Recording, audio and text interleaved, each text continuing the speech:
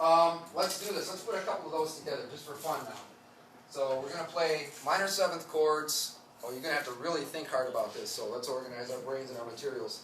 Minor seventh chords, a minor third part. And we're going to start with, let's keep it in, well, it won't matter what key it's in because it's going to put us in a bad key and a good key at the same time. Let's start with, let's go back to concert B flat, because we already did that one, okay? Here's our chord sequence. Let me write this down up here. We'll do concert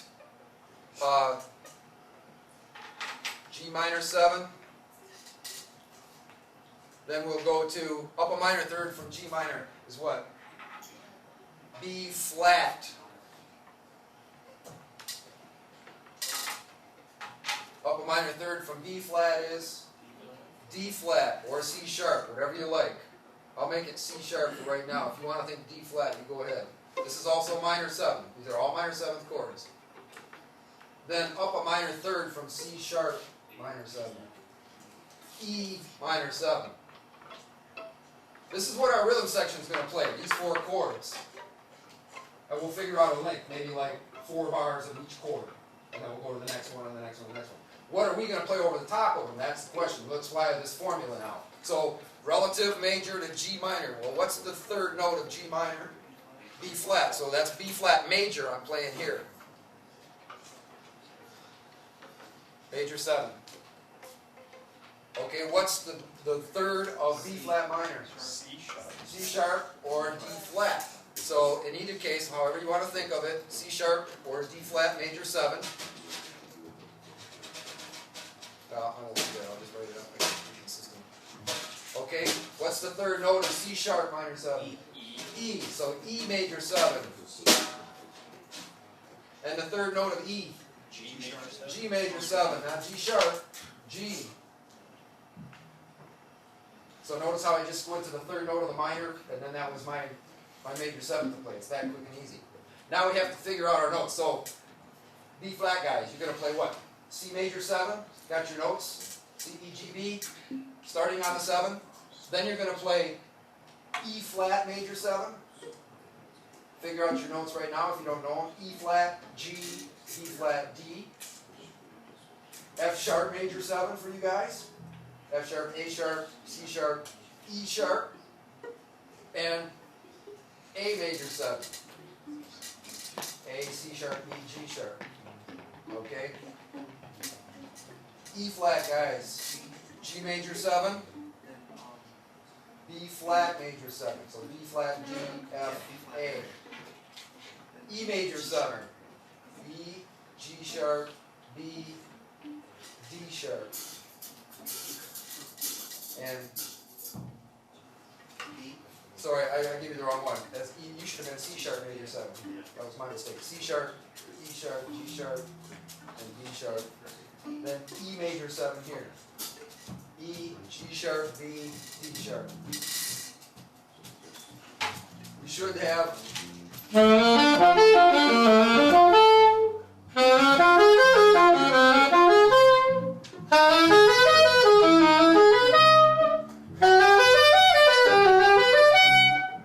Okay, let's give it a try.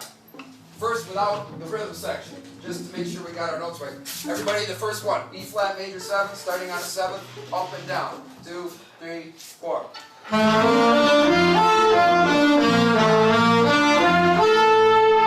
Now down and up. 2, 3, 4. Good.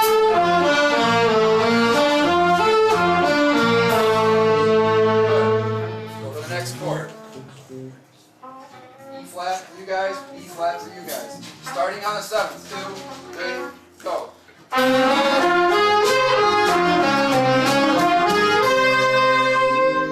Down and up. 2, 3, 4.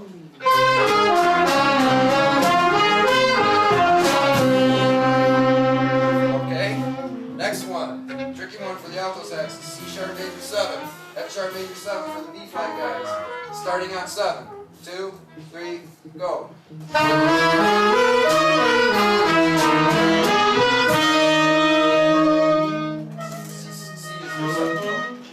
Now start on 7 and go down and up. 2, 3, go.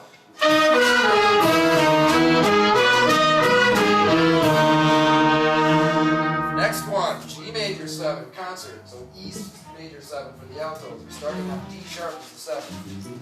A major 7 for the B flat. 2, 3, go. And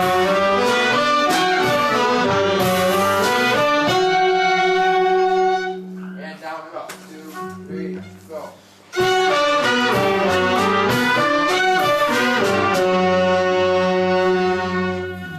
Let's put them all together in a row now.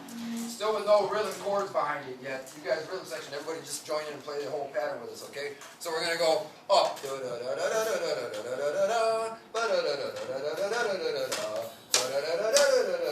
In tempo, not too fast, though. Keep the same tempo. 1, 2, concert belief half, go.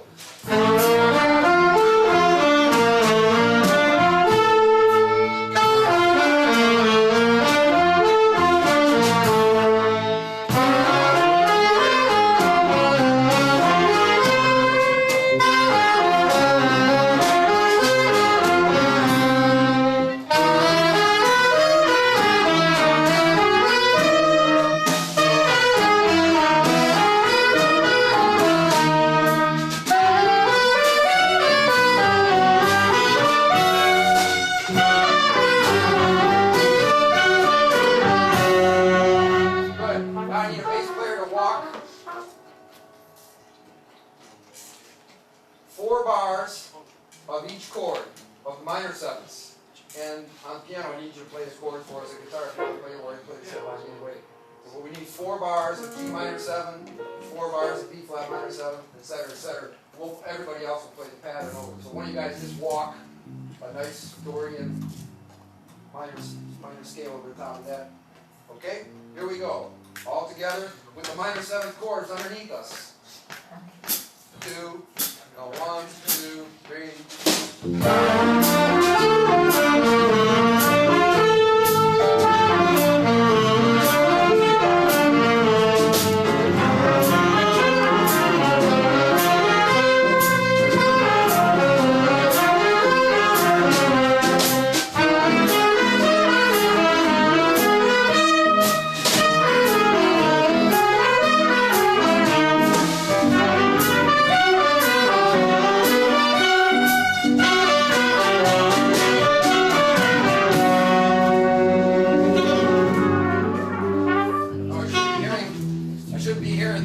I should be hearing that. Looking at the wrong chord, that's what I thought. Let's do it one more time. Yep, this time you're playing all the top ones. I want to hear that real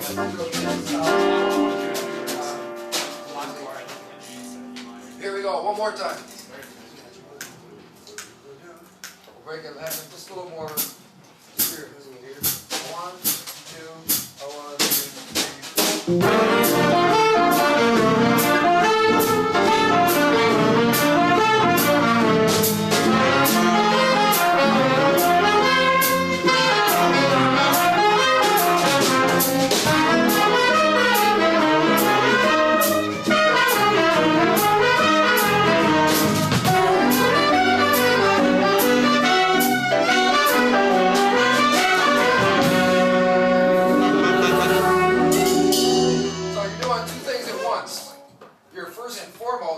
Learning your major 7th arpeggios.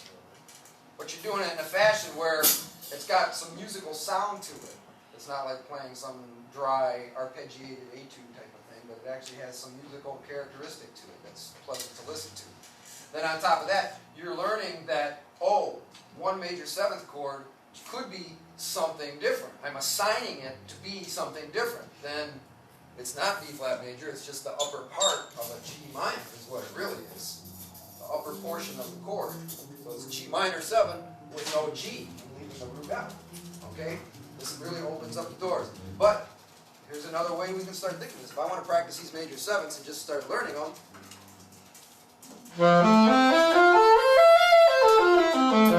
it's root position, but I like to go with that 7.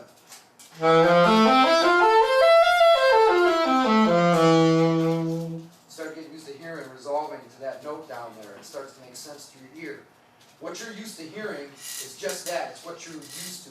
You can train your ears to hear a lot of different things.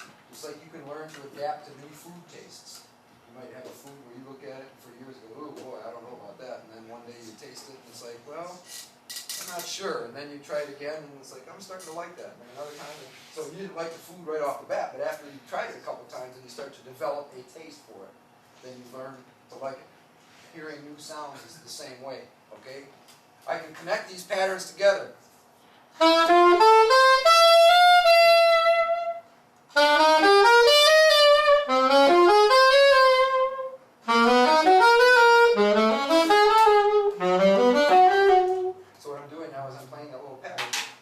Down my horn in whole steps. I could do it in half steps too.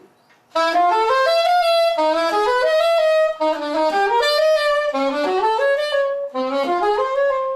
can start to put combinations of them together and connect them with passing tones.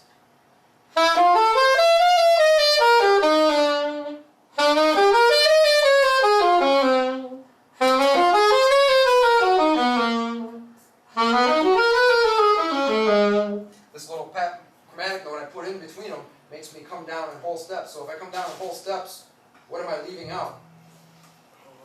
I'm leaving out 6 of the keys. So I'd have to start the pattern over again a half step higher to get the other 6 keys. So if I go down in whole steps, I'm only going to get 6 keys in before I repeat myself.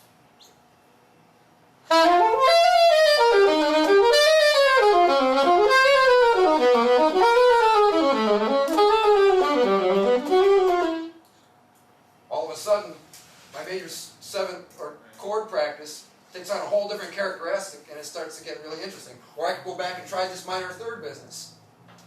Play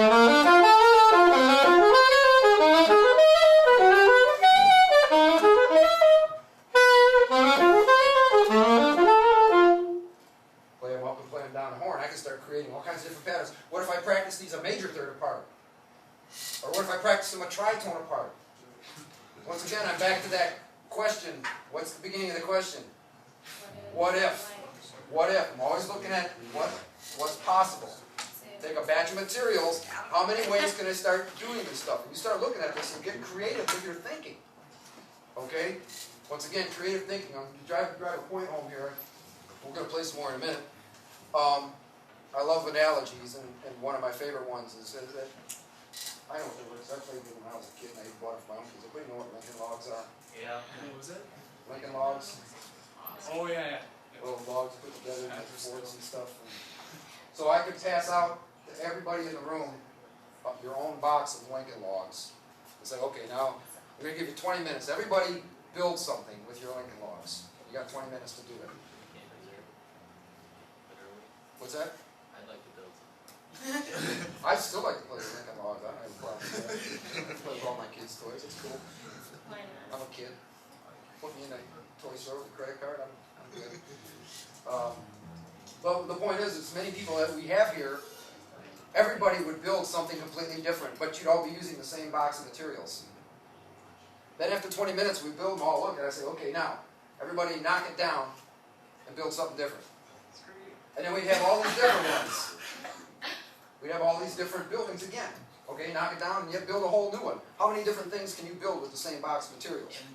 This is what we're talking about with all these chords, all these scales, pentatonics, all this. That's a lot of stuff to think about. You can put all that aside and just play by ear too. Playing by ear is good.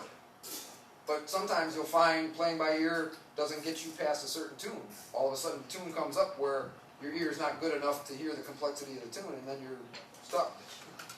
That's why it's good to also have a knowledge of chords and scales and theory and harmony, as well as the ability to hear and play by ear. It's great to just start a tune and don't have chords and scales and just play and let your ear go.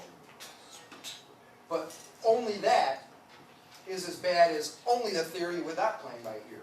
My philosophy is you need the whole package. The best musicians I know can play by ear all night long, but then they can also sit down and turn around and tell you what kinds of tools they use and discuss intelligently about their tools. And so it's not one or the other. It's not one against the other. It's including everything into your, what I call your toolbox. All your tools go together, okay? So there's one way to look at how you can take one thing and turn it into another thing.